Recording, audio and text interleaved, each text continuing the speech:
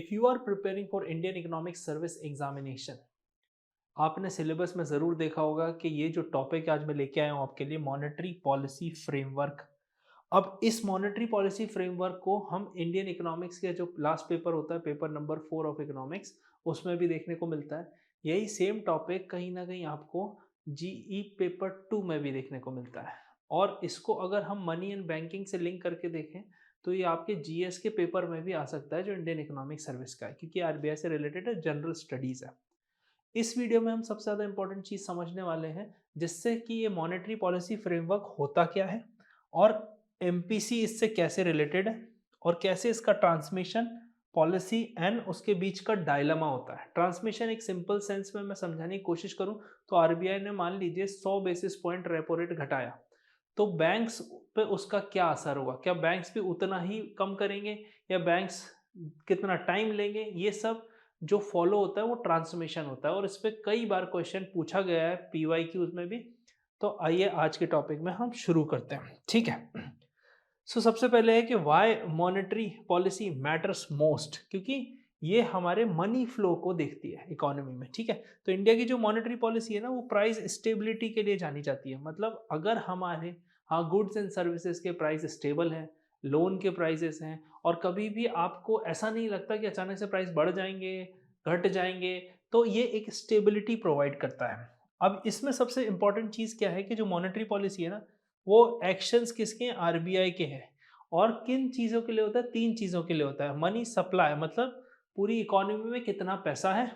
Credit, मतलब कितना credit available है जो कि बिजनेसेस और हाउस होल्ड्स लोन पे ले सकें। और इन्फ्लेशन क्या है, उसका रेट। आगे वाली स्लाइड्स में हम बहुत अच्छे से इन्फ्लेशन तीनों चीज़ों को डिवाइड करके समझेंगे। अब यहाँ पर सबसे पहली चीज़ समझने की क्या है कि जब भी हम बात करते हैं मनी सप्लाई, क्रेडिट और इन्फ्लेशन की, तो ये तीनों आरबीआई के रोल हैं। पर आरबीआई का एक मेन असली गोल क्या है, तो वो गोल है प्राइस स्टेबिलिटी प्लस ग्रोथ। मतलब पहली बार तो ये कहीं ना कहीं क्रिटिसिज्म भी है कि किसी एक ऑर्गेनाइजेशन के 2 गोल कैसे हो सकते हैं। कोई एक कोर गोल होता है, और जो कि अगर आप देखो पास्ट में आरबीआई के साथ, तो आरबीआई का सबसे बड़ा गोल है इन्फ्लेशन को कंट्रोल करना, क्योंकि यहीं से सारी चीजें ड्रिवन होती हैं। और अगर क्वांटिटेटिव फैक्टर देखें आप, तो इन्फ्लेशन का टारगेट भी दिया हुआ है कहीं ना कहीं मॉनेटरी पॉलिसी फ्रेमवर्क अग्रीमेंट में। और वो टारगेट है 4 का, 4% इन्फ्लेशन मेंटेन करना है। और उसका एक बैंड बनाया है, मतलब +2 जा सकते हैं और -2 जा सकते हैं। तो इसका मतलब 2% से लेके 6% तक का ये बैंड बनाया गया। तो यहाँ पर ये कहते हैं कि जब इन्फ्लेशन जब हाई हो जाता है, जैसा कि हमने 2013 के आसपास देखा था, जब डॉक्टर रघुराम राजन आरबीआई के गवर्नर थे, तब उनका एक ही एम था, देश में इन्फ्लेशन को कंट्रोल करना। और उसके लिए उन्होंने रेपो रेट को 8% तक लेके गए थे। आज की तारीख में अगर आप देखोगे तो आपको थोड़ा अनरियलिस्टिक लगेगा, बट तो इससे हम कह सकते हैं कि जो आरबीआई का गोल है, ठीक है, माना 2 गोल है, पर आरबीआई का जो मेन गोल है वो प्राइस स्टेबिलिटी ही है। ऑल्दो एक्सप्लिसिटली यहाँ मेंशन नहीं है, ना ही आरबीआई कहता है, बट आरबीआई जितनी भी एक्टिविटी करता है उससे ये अंदाजा लगा सकते हैं। फिर since 2016 India follows inflation targeting framework. Okay, इसे हम कहते हैं फिट, फिक्स्ड इन्फ्लेशन टारगेटिंग। और ये कितना है जो मैंने अभी आपको समझाया। और इसको कौन डिसाइड करता है, मॉनेटरी पॉलिसी कमिटी। कब डिसाइड करती है, रेपो रेट के जरिए बाय मंथली पॉलिसी होती है, मतलब हर दूसरे महीने मीटिंग होती है। जैसे ये वीडियो आपको दिसंबर के महीने में भी मीटिंग होने वाली है। अब यहाँ पर आप इसको समझते हैं कि क्या एग्जैक्टली है। ये लाइन मैं हमेशा आपके लिए लिखता हूँ, आपने पुराने वीडियोस में भी देखा होगा कि monetary policy is the RBI super power. RBI इसी से देश की मनी सप्लाई को कंट्रोल करता है, क्रेडिट को कंट्रोल करता है और इन्फ्लेशन को। आने वाली स्लाइड्स में हम पूरा समझेंगे।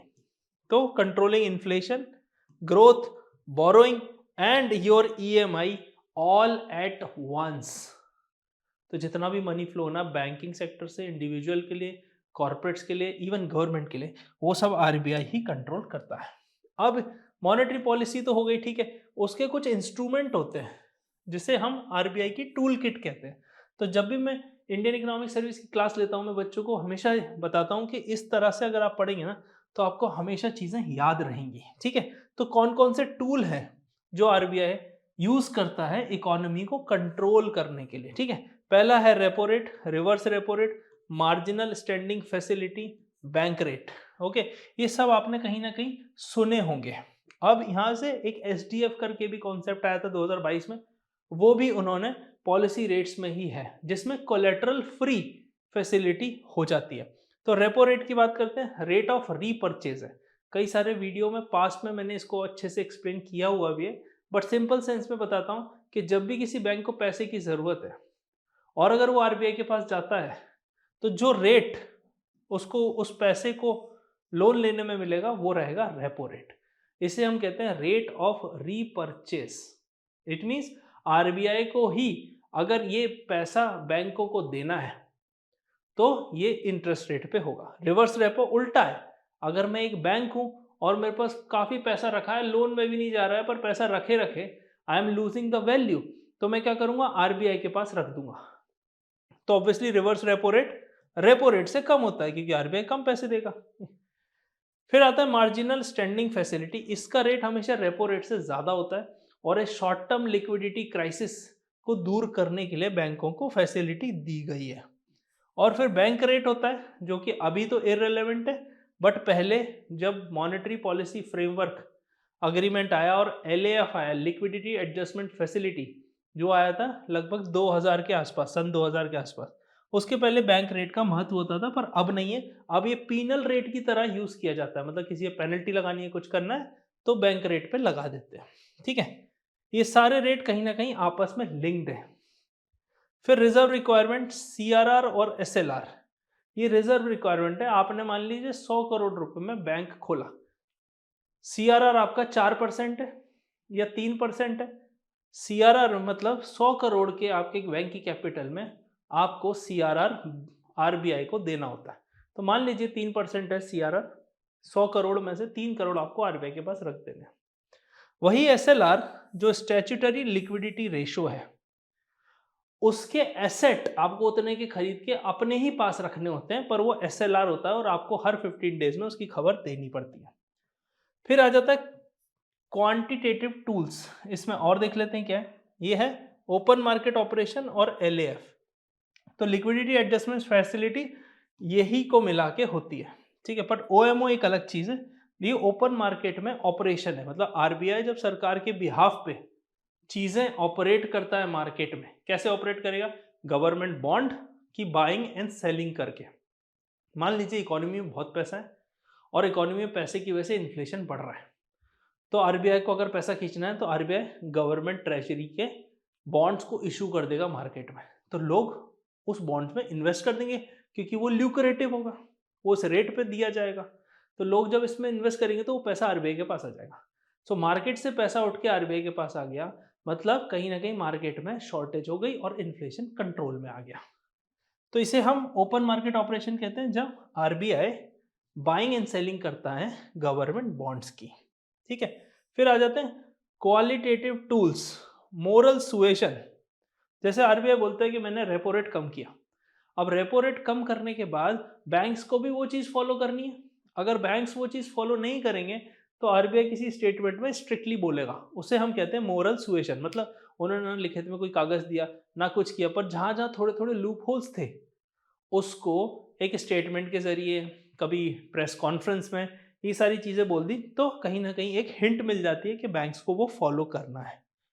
फिर आ जाता है सिलेक्टिव क्रेडिट कंट्रोल। ये काफी लोगों ने नहीं सुना होगा शायद, पर ये उस चीज के लिए होता है, जैसे फॉर एग्जांपल गोल्ड लोन। अब जब गोल्ड लोन देते हैं तो उसका एक मार्जिन होता है, मतलब अगर लाख रुपए का आपका गोल्ड है और आपने बैंक में रखा, तो बैंक उसको आपका लगभग 75 to 80% ही फंड करेगा। उसे हम कहते हैं सिलेक्टिव क्रेडिट कंट्रोल। क्यों? उन्होंने 20% या 25% कम आपको दिया लोन, क्योंकि अगर गोल्ड की वैल्यू ऊपर नीचे हो गई तो वो मार्जिन मेंटेन कर सके। कई बार आपने देखा होगा बैंकों में झगड़े होते हैं गोल्ड लोन को लेके। उसका रीजन सिंपल सा ये है कि गोल्ड की वैल्यू अगर कम हो जाती है तो आपकी जो गोल्ड लोन पे लिमिट है वो भी कम हो जाती है, तो आपको एक्स्ट्रा पैसा भरना पड़ता है। तो लोग सोचते हैं ईएमआई के अलावा वो एक्स्ट्रा पैसा भरवा रहे हैं, पर वहीं अगर गोल्ड 1 लाख रुपए की वैल्यू से बढ़ के 1,20,000 हो जाता है तो आपको एक्स्ट्रा फैसिलिटी मिल जाती है, मतलब एक्स्ट्रा बोरो कर सकते हो बैंक से। तो ये इस टाइप के टूल्स को यूज करके आरबीआई कंट्रोल करता है, ठीक है। So these tools can tighten और loosen the liquidity across India within hours. Hours का खेल है ये, इसीलिए मॉनेटरी और फिस्कल पॉलिसी में मॉनेटरी पॉलिसी का इम्पैक्ट जल्दी दिखता है। मेरे पूरे एक वीडियो में ये कवर्ड है मॉनेटरी पॉलिसी कमेटी, पर शॉर्ट में इस वीडियो में भी समझ लेते हैं, ठीक है। सो India's modern monetary policy governance कैसे होता है? 6 मेंबर होते हैं, 3 आरबीआई की तरफ से होते हैं, गवर्नर, डेप्यूटी गवर्नर और एक इंटरनल मेंबर होता है जो इनका बोर्ड डिसाइड करता है। 3 सरकार के आदमी होते हैं, गवर्नमेंट नॉमिनेटेड मेंबर होते हैं। अब ये एमपीसी बनाई क्यों गई? पहले बहुत सारी चीजें ना एक इंसान पे डिपेंड करती थी। मान लीजिए वो इंसान की कैलकुलेशन सही नहीं है, वो उसकी इकोनॉमिक्स के हिसाब से, उसकी नॉलेज के हिसाब से वो डिसीजन लेता था, एडवाइजर थे, सारे थे, पर आरबीआई गवर्नर फाइनल था। फिर उर्जित पटेल कमेटी बनी और उन्होंने रिकमेंडेशन दिया कि एमपीसी बनाते हैं, एक डेमोक्रेटिक इंस्टीट्यूट हो जाएगा जो आरबीआई की मॉनेटरी पॉलिसी को फ्रेम करेगा, जिससे कि पॉलिसी में प्रिडिक्टेबिलिटी रहती है। क्यों रहती है प्रिडिक्टेबिलिटी? क्योंकि जब पॉलिसी जो भी हम अनाउंस करने वाले हैं अगर वो प्रिडिक्टेबल रहेगी तो इन्वेस्टर का कॉन्फिडेंस देश पे और देश की इकोनॉमी पे रहेगा। इसका मतलब देश के चलाने वाले लोग अगर सही से प्रिडिक्टेबल डिसीजन लेंगे तो देश में इन्वेस्टमेंट बढ़ेगा, और इन्वेस्टमेंट बढ़ेगा तो ऑब्वियसली बाइंग सेलिंग बढ़ेगी, जीएसटी बढ़ेगा, टैक्स कलेक्शन बढ़ेगा और सरकार री इन्वेस्ट करेगी इकोनॉमी में और देश की जीडीपी बढ़ेगी। तो इस तरह से ये कॉम्पोजिशन है, ये बहुत ही अच्छी कॉम्पोजिशन है। जैसे गवर्नमेंट के जो मेंबर हैं वो दोबारा नहीं बन सकते, तो एक बार बन गए 4 साल, उसके बाद आप कभी लाइफ में नहीं बन सकते। तो ये एक कुछ ऐसे मेजर्स हैं जो कि कहीं ना कहीं आपको एक डिफरेंट पर्सनालिटी के थ्रू लेंस से वो इकोनॉमी को देखते हैं। ये हर 2 महीने में मिलते हैं, वैसे बाय लॉ इनको साल में कम से कम 4 बार मिलना है, बट आरबीआई की एमपीसी साल में 6 बार मिलती है। उनकी इच्छा है पर मिनिमम 4 बार तो मिलना ही मिलना है, ठीक है। हर आदमी के पास एक वोट है, मतलब ये 6 लोग हैं, इनके 6 वोट है। पर अगर इनके बीच टाई हो जाता है कि 3 लोग बोलते हैं रेट बढ़ाना है और 3 लोग बोलते हैं रेट नहीं बढ़ाना है, तो गवर्नर अपना कास्टिंग वोट देता है, तो गवर्नर को 2 वोट मिल जाते हैं और जो गवर्नर बोलता है फिर वो होता है, ठीक है। इनका मेन है इन्फ्लेशन टारगेटिंग के आसपास चीजें रहें, और जब इन्फ्लेशन बढ़े तो उसको कंट्रोल करें, और जब इन्फ्लेशन ज्यादा कम हो जाए तो भी उसको कंट्रोल करें। ये लोग सीपीआई को मेन बेस मानते हैं, मतलब कंज्यूमर प्राइस इंडेक्स, जिससे हम इन्फ्लेशन को मेजर करते हैं। अब सीपीआई सी जो है, कंज्यूमर प्राइस इंडेक्स कंबाइंड, वो हेडलाइन इन्फ्लेशन ही होता है, और उसमें लगभग 45% फूड आइटम्स आते हैं उसके बास्केट में, जिससे इन्फ्लेशन मेजर होता है। इसका मतलब आम आदमी की जिंदगी में जो भी प्रॉब्लम आती है, जैसे फूड प्राइस बढ़ गया, फ्यूल प्राइस बढ़ गया, और उससे उसके डेली लाइफस्टाइल पे इन्फ्लेशन पे जो इम्पैक्ट होता है ना, उस पैरामीटर को आरबीआई लेता है। इसके अलावा सीपीआई में कोर इन्फ्लेशन का कॉन्सेप्ट भी है, पर वो इतनी जल्दी फ्लक्चुएट नहीं होता, इसीलिए वो एक सही मेजर नहीं है शॉर्ट टर्म पॉलिसी के लिए। लॉन्ग टर्म के लिए हो सकता है, आप 1-2 साल देखें तो चीजें समझ में आएंगी, पर हर 2 महीने में सीपीआई सी है जो कि सही इंडिकेटर है। आप यहां से देख सकते हैं ये सारी, तो कंसेक्यूटिव क्वार्टर में अगर ये इसके पास रहता है तो फिर आरबीआई के पास चीजें कंट्रोल में। Monetary policy committee makes monetary policy transparent, rule based and accountable. तो उनकी एक अकाउंटेबिलिटी है देश के प्रति, ठीक है। अब आगे बढ़ते हैं। ये जो टॉपिक सबसे ज्यादा पूछा जाता है, सबसे ज्यादा डिबेटेबल है, transmission mechanism, how repo rate changes reach the real economy. तो आरबीआई ने तो चेंज कर दिया, पर रियल इकोनॉमी में कैसे जाएगा? अभी इस फेस्टिवल सीजन में हमारे देश ने 5 लाख करोड़ का स्पेंड किया है। उसके 3 मेजर कारण थे। पहला था बजट में डिस्पोजेबल इनकम बढ़ा दी गई, तो जो टैक्सेबल एग्जेम्पशंस थे वो पहले 7 लाख थे और उसको 12 लाख कर दिया, और 75,000 का स्टैंडर्ड डिडक्शन भी दिया है, मतलब 12,75,000 की इनकम पे इस फाइनेंशियल ईयर में आपको कोई टैक्स नहीं पे करना है। इनकम टैक्स में बात कर रहा हूँ, ठीक है। उसके बाद क्या हुआ, लगातार रेपो रेट कट हुआ, जिससे कि बैंक के लोन्स और ईएमआई कम हो गई, मतलब सैलरी में से भी टैक्स नहीं कट रहा है, ईएमआई थी वो भी कम हो गई और लोन भी सस्ते मिलने लग गए। और 22 सितंबर को जीएसटी 2.0 के जरिए सारे रेट्स, दो रेट तो उन्होंने स्लैब स्लैश कर दिए और रेट्स काफी कम कर दिए, उससे इकोनॉमी में बूम आया। तो ये 3 फैक्टर थे इकोनॉमिक बूम के। अब वो ट्रांसमिशन होता कैसे मॉनेटरी पॉलिसी का, ये देखते हैं। Interest rate channel, repo rate change हुआ तो बैंक के लेंडिंग रेट चेंज होते हैं। लेंडिंग रेट मतलब बैंक पैसे को लेंड करता है, देता है, और उस पे जो रेट चार्ज करता है मतलब इंटरेस्ट रेट ऑन लोन, उस पे इम्पैक्ट आता है, और उससे इम्पैक्ट आता है डिमांड और इन्वेस्टमेंट पे। तो रेट कम हुआ, बैंक के लोन के इंटरेस्ट रेट कम हो गए, गाड़ी के लोन का रेट, होम लोन रेट, ये सब सस्ते हो गए। तो क्या होगा, डिमांड बढ़ेगी, इन्वेस्टमेंट बढ़ेगा। कैसे, डिमांड कंज्यूमर की तरफ से बढ़ेगी, इन्वेस्टमेंट प्रोड्यूसर की तरफ से बढ़ेगा। तो और कारें बनेंगी, और टू व्हीलर बनेंगे, और घर बनेंगे, इस टाइप से। दूसरा होता है आपका क्रेडिट चैनल, बहुत इंपॉर्टेंट चैनल है, ध्यान से सुनना। टाइट पॉलिसी, मान लीजिए आरबीआई ने इन्फ्लेशन कंट्रोल करने के लिए रेट बढ़ा दिया। वो बढ़ाने के बाद क्या हुआ, इकोनॉमी में लोन की अवेलेबिलिटी कम हो गई। कम कैसे हो गई, क्योंकि जैसी टाइट मॉनेटरी पॉलिसी की, वो रेट सारे बढ़ जाएंगे, सबको मेंटेन करना पड़ेगा, और जब रेट बढ़े हुए रेट पे लोन की डिमांड घट जाएगी, इस वजह से हो जाएगा। फिर एक्सचेंज रेट का एक चैनल होता है ट्रांसमिशन में, जो जनरली आरबीआई डोमेस्टिक इकोनॉमी के लिए यूज नहीं करता, रुपी को स्टेबलाइज करने के लिए करता है और एक्सपोर्टर्स की हेल्प के लिए। अब मान लीजिए हायर इंटरेस्ट रेट है, इकोनॉमी में जो इंटरेस्ट रेट चल रहा है वो हायर है, ऊपर साइड पे।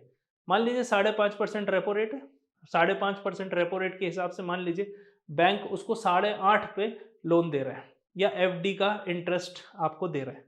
अब रेट 5.5 से 6 हो जाता है, तो बैंक रेट को 8 से 9 कर देंगे, तो फिक्स डिपॉजिट में आपको आधा % एक्स्ट्रा पैसे मिले। अब आप उससे क्या करोगे, उससे बाहर का इन्वेस्टमेंट भी इंडिया में आएगा कि भाई इंडिया में रिटर्न ज़्यादा मिल रहा है, इंडिया में इन्वेस्ट करो। तो अगर मैं यूएस इन्वेस्टर हूँ, तो मैं डॉलर को रुपी में कन्वर्ट कराऊंगा, और फिर रुपी से मैं इन्वेस्ट करूंगा। तो इसका क्या मतलब होता है, रुपी की डिमांड बढ़ गई, और जब रुपी की डिमांड बढ़ गई तो रुपी स्ट्रांग हो गया, और जब रुपी स्ट्रांग हो गया तो इंपोर्ट्स चीपर हो गए। रुपी स्ट्रांग मतलब हो गया, मान लीजिए 85 रुपीज का $1 में रहा था, रुपी के स्ट्रांग होने पे वो 85 से 80 हो गया। तो जिस हर डॉलर के लिए आपको 85 रुपीज देने पड़ रहे थे, अब वही हर डॉलर की चीज को इंपोर्ट कराने के लिए आपको सिर्फ 80 रुपए देने पड़ रहे हैं, 5 रुपए कम हो गए। तो उससे इंपोर्ट्स हमारे सस्ते हो जाते हैं। उल्टा करोगे तो वही चीज होगी। तो इस टाइप में नुकसान हो जाता है एक्सपोर्टर्स का। तो आरबीआई इसको पूरी कोशिश करता है कि इसको एक बैंड में रेगुलेट होने दें, जब ये बैंड से ऊपर जाए तब इसको क्लियर कट देखें और संभालें। एक्सपेक्टेशन चैनल होता है, फॉरवर्ड गाइडेंस इन्फ्लुएंसर्स मार्केट। अब आरबीआई की मॉनेटरी पॉलिसी होगी, प्रेस कॉन्फ्रेंस हुई, गवर्नर ने कुछ कहा, किसी ने प्रेस कॉन्फ्रेंस में पूछा कि भाई आप आगे अगली मॉनेटरी पॉलिसी में रेट कट के क्या चांसेस हैं। उनका एक स्टांस होता है, अकोमोडेटिव स्टांस होता है, मतलब कि आगे भी हम तैयार हैं, अगर जरूरत होगी तो हम रेट कम करेंगे।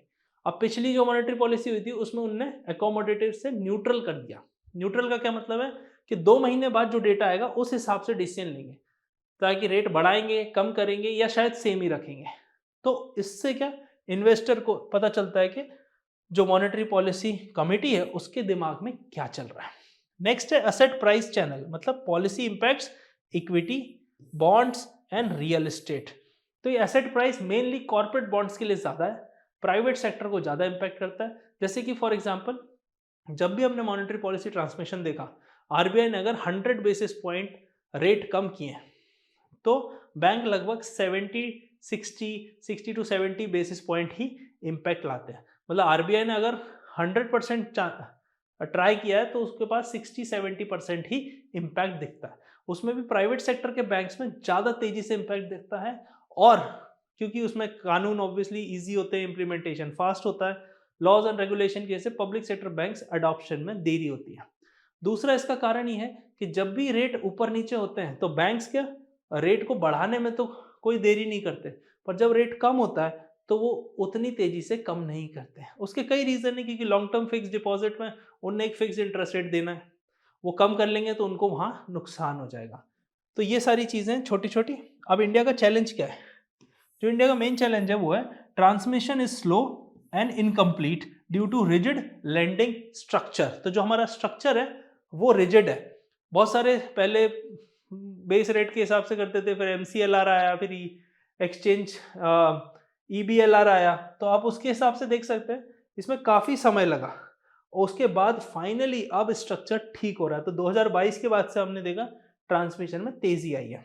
Okay, so transmission is the real test. ये रियल टेस्ट है कि repo rate means nothing unless banks react, मतलब रेपो रेट का कोई मतलब नहीं है अगर बैंकों ने रिएक्ट नहीं किया तो। ठीक है, आगे बढ़ते हैं, इन्फ्लेशन की टारगेटिंग देखते हैं। अब जो इन्फ्लेशन की टारगेटिंग है वो क्यों इंपॉर्टेंट है, कि भाई इसमें सबसे पहले है कि 4% सीपीआई का टारगेट है, पर ये मैटर क्यों करता है, क्यों ये 4% ही रखा गया, और सबसे पहली चीज है क्यों, क्या रीजन है इसके कि हमने इसको अडॉप्ट किया, मतलब जो एक फिक्स्ड इन्फ्लेशन टारगेटिंग है वो क्यों अडॉप्ट की। पहला है 2008 से 2013 में बहुत हाई इन्फ्लेशन था, आपको याद होगा 2013 में प्याज के रेट, उसके पहले भी काफी स्ट्रगल हमने देखे थे। फिर पुअर पॉलिसी क्रेडिबिलिटी, कोई क्रेडिबिलिटी नहीं थी, आरबीआई आती थी अनाउंस करती थी चली जाती, इसीलिए तो यूपीए गवर्नमेंट 2014 का इलेक्शन बहुत ही बुरी तरीके से हारी थी, क्योंकि महंगाई उनसे कंट्रोल नहीं हो रही थी। उनने लास्ट लास्ट में नेशनल फूड सिक्योरिटी एक्ट भी लेके आए, जो कि अपनी देश की 2/3 पॉपुलेशन को फूड ग्रेन्स प्रोवाइड करता है, which is like at a very affordable rate. उसके बाद भी वो लोग इलेक्शन हार गए, रीजन उसका था इन्फ्लेशन। तो इसीलिए ये जो करंट गवर्नमेंट है उसने इन्फ्लेशन का बहुत अच्छे से ख्याल रखा है। 2013 में जब रघुराम राजन आए आरबीआई के गवर्नर बने, मैं काफी इंस्पायर्ड था उनसे। 2013 से 2016 तक उन्होंने इन्फ्लेशन को कंट्रोल करने में वो कामयाब रहे। उन्होंने रेपो रेट भले ही 8% किया, पॉलिसी उनकी जो भी थी, क्रिटिसिज्म तो बाद में किसी भी चीज का हो ही सकता है, बट उस टाइम के लिए 2013 से 2016 में प्राइजेस जरूर कंट्रोल में आ गए। फिर जो क्रेडिबिलिटी थी वो प्रॉब्लम थी, क्योंकि एक ही गवर्नर था, वो लगभग किसी कोई सिस्टम को फॉलो करते हुए डिसीजन नहीं देता था, जैसे कि अभी होता है। ठीक है, नीड फॉर इंस्टीट्यूशनल डिसिप्लिन, मतलब वही बोल रहा है, मेरे कहने का मतलब है कि जब जो मर्जी आती थी वो करते थे, और उसके आगे क्या प्रेडिक्टेबिलिटी होने वाली है उस पर भी कोई क्लैरिटी नहीं होती थी। तो ये एक इशू थे, इसलिए हमने फिक्स्ड इन्फ्लेशन टारगेटिंग, जो कि बाकी कंट्रीज में भी है, जैसे न्यूजीलैंड में है और ये सारी चीजें, तो ये मैं ऑलरेडी डिस्कस कर चुका हूँ, +-2 और सीपीआई हेडलाइन जो एक मेन इंडिकेटर है। अब इससे क्या होता है, एक प्रिडिक्टेबिलिटी है, आपको पता है दिसंबर की मॉनेटरी पॉलिसी कमेटी में क्या होने वाला है, क्योंकि जो स्टांस है वो न्यूट्रल है, उन्होंने कहा देखेंगे इन्फ्लेशन रेट के हिसाब से। अब इसमें एक्सपेक्टेशन जो है ना वो एंकर्ड हो जाती है, मतलब पहले से हम चीज़ों को देख सकते हैं, समझ सकते हैं किस डायरेक्शन में जा रही है। और तीसरा है फाइनेंशियल स्टेबिलिटी, तो ये इकोनॉमी को एक फाइनेंशियल स्टेबिलिटी देता है, जैसे कि आरबीआई को पता है हमको क्या करना है, जनता को पता है कि इन्फ्लेशन डाउन चल रहा है, तो इकोनॉमिक ग्रोथ कहीं ना कहीं वहां पे भी प्रिडिक्ट की जा सकती है। क्रिटिसिज्म क्या है कि ये स्ट्रिक्ट हो जाता है कई बार डेवलपिंग इकोनॉमी के लिए, जैसे कभी कभी ज़रूरत है भाई, इन्फ्लेशन के चक्कर में ग्रोथ को कॉम्प्रोमाइज़ करना पड़ता है, जो कि डेवलपिंग कंट्री के लिए बहुत इंपॉर्टेंट है ना। और ये मैंने सेकंड चीज़ लिखी हुई है, growth trade off during shocks, तो अगर कोई इकोनॉमिक शॉक लग गए तो हम इन्फ्लेशन को पहले कंट्रोल करते हैं, ग्रोथ को सेक्रीफाइस कर देते हैं, जो कि मैं ये नहीं कह रहा कि गलत है, बट ये होता है जब फिक्स टारगेटिंग होती है तो। सो inflation targeting gave India the discipline it lagged for decades, जो सालों से डिसिप्लिन मिसिंग था वो इन्फ्लेशन टारगेटिंग ने दिया। लास्ट स्लाइड में हम एक चीज समझेंगे, बहुत ही ज्यादा इंपॉर्टेंट है, आंसर राइटिंग के।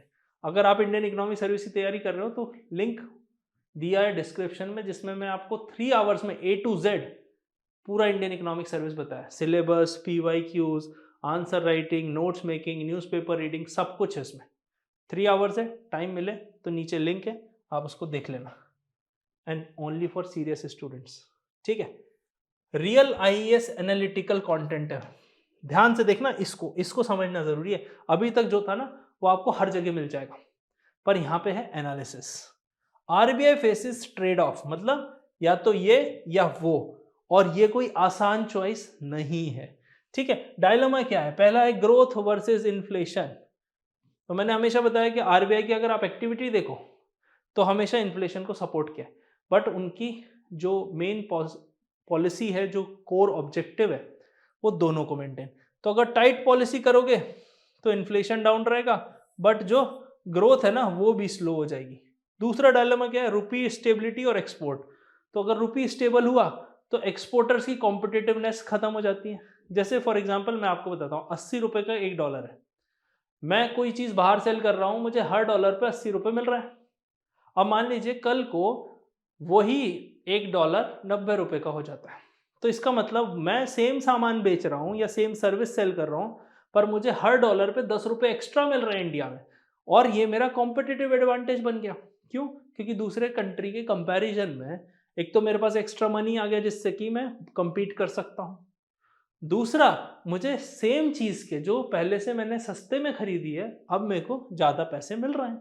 तो इस तरह से एक्सपोर्ट कॉम्पिटिटिवनेस बढ़ जाती है। तो अब यहाँ से देखते हैं कि स्ट्रॉन्ग रुपी तो है, तो वो स्टेबल हो गया, पर वीक रुपी एक्सपोर्ट को बूस्ट करता है।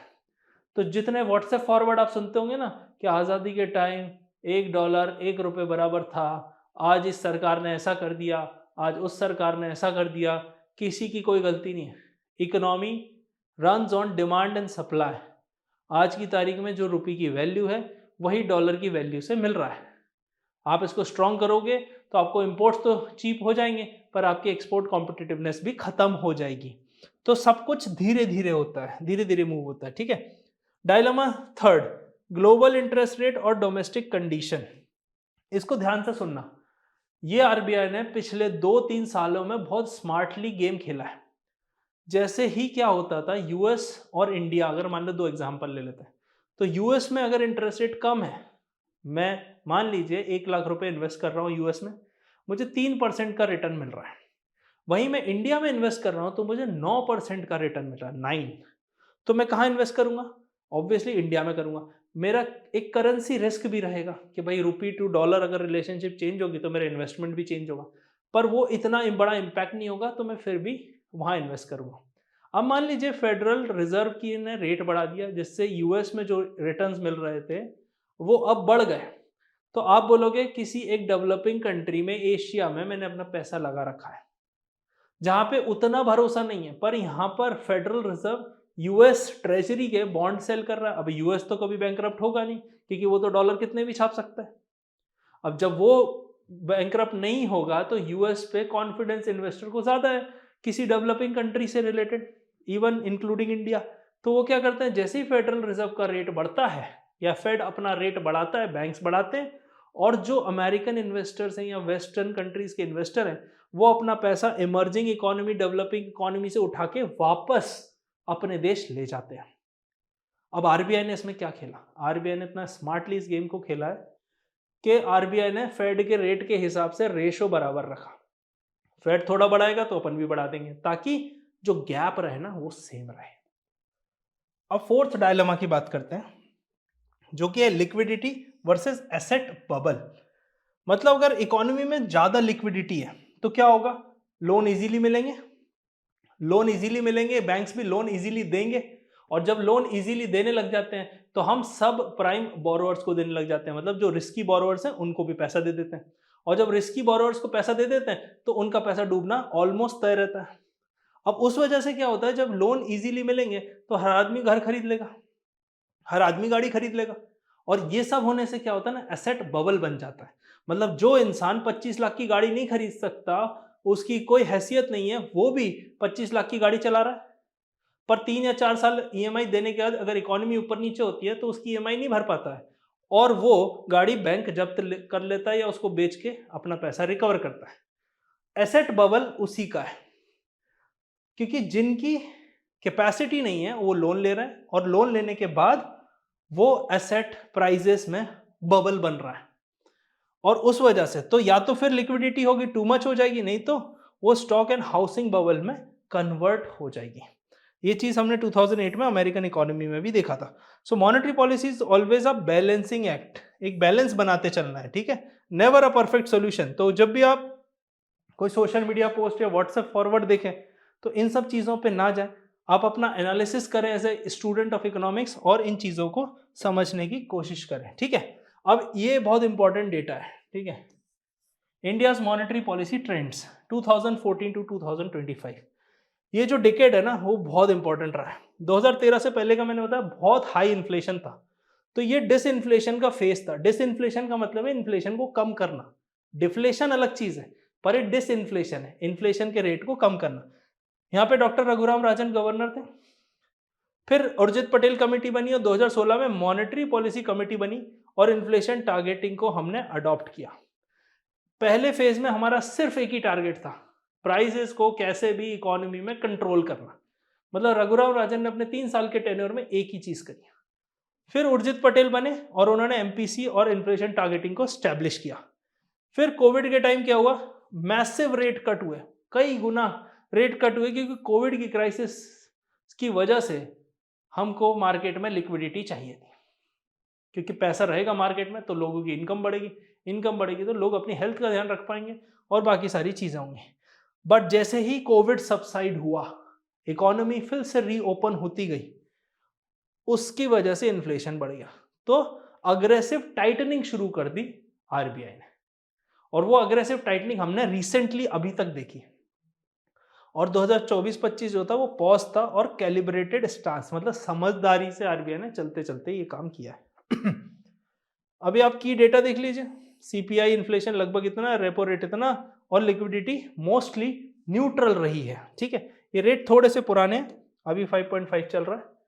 अभी देखते हैं कि कंक्लूजन, रेट तो चेंज होते रहते हैं, रेट मैटर नहीं करते, कॉन्सेप्ट क्लियर होना चाहिए। ठीक है, कंक्लूजन और एग्जाम स्ट्रेटेजी, ये प्रॉपर आपके आंसर राइटिंग के लिए, इस स्लाइड का आप स्क्रीनशॉट जरूर ले लीजिएगा।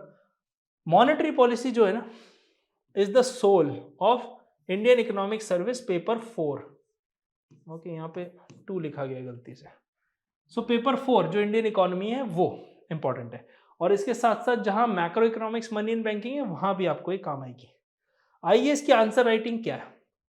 पहले आपको कॉन्सेप्ट क्लियरली डिफाइन करना है। कुछ भी पूछा जाए, मॉनेटरी पॉलिसी ट्रांसमिशन पूछा जाए, रेपो रेट पूछा जाए, उसको डिफाइन अच्छे से करना है, डेफिनेशन है। फिर आपको डायग्राम यूज करने हैं, जैसे आपने आईएसएलएम बना दिया या ट्रांसमिशन का डायग्राम बना दिया वो। फिर जब भी हम कोई चीज कहते हैं बिना डेटा के कहेंगे तो वो हवा में की हुई बात कहलाती है, तो आप डेटा मेंशन कर दीजिए। फिर 1-2 लाइन मॉनेटरी पॉलिसी कमेटी के मिनट्स पब्लिश होते हैं, जैसी उनकी मीटिंग होती है, आफ्टर 15 डेज मिनट्स पब्लिक में आते हैं। मैं ही नहीं कह रहा आप वो मिनट्स पढ़ो, आप न्यूज़पेपर पढ़ो, वहां पे आपको 2-3 लाइन मिल जाएगी जो आप आंसर की बॉडी में लिख सकते हो। और फिर आप बताओ, शो करो, मतलब दिखाओ पॉलिसी का ट्रेड ऑफ, कैसे ग्रोथ और इन्फ्लेशन के बीच में आरबीआई एक टाइट रोप पे चल रहा है बैलेंस बनाते हुए। ठीक है, फिर गिव बैलेंस्ड कंक्लूजन, जो भी आपके हिसाब से उस समय हो रहा है उसका कंक्लूजन आप लिखिए। ये एक एग्जाम रेडी लाइन मैंने आपके लिए लिखी है, जिसको अगर आप एज इट इज लिख सके समझ के तो आपको काफी मार्क्स मिल सकते हैं। India's monetary policy must balance inflation control with growth support, क्योंकि हम एक डेवलपिंग इकोनॉमी है और ग्रोथ हमको भी चाहिए। Guided by credible institutions like monetary policy committee. अगर ये टॉपिक आपने अच्छे से कर लिया ना, 10 से 15 मार्क्स आपके आईएएस के एग्जामिनेशन में डेटा और डायग्राम के साथ पूरे पक्के हो जाएंगे। And don't forget to register in the 3 hours workshop अगर आप इंटरेस्टेड हैं। और इंडियन इकोनॉमिक सर्विस कोर्स या टेस्ट सीरीज भी आपको मिल जाएगा नीचे दिए गए नंबर पे, एक बार मैसेज डाल देना। इसके अलावा साइकोमेट्रिक टेस्ट हमने बनाया, जिसमें इंडियन इकोनॉमिक सर्विस का आप पूरा एनालिसिस करते हो, आपकी तैयारी कैसी है। 10 मिनट का टेस्ट है, 55 क्वेश्चन है, आप उसको दोगे, एक रिपोर्ट जनरेट होगी जो कस्टमाइज आपके लिए होगी, कौन से वीक एरियाज हैं और उसके लिए क्या करना है। सैंपल रिपोर्ट और सारी चीज़ें मैंने डिस्क्रिप्शन और फर्स्ट कमेंट में लगा दी, तो एक बार देख लेना। मिलते हैं कल। I hope you enjoyed the video. Don't forget to subscribe. Thank you. Jai Hind.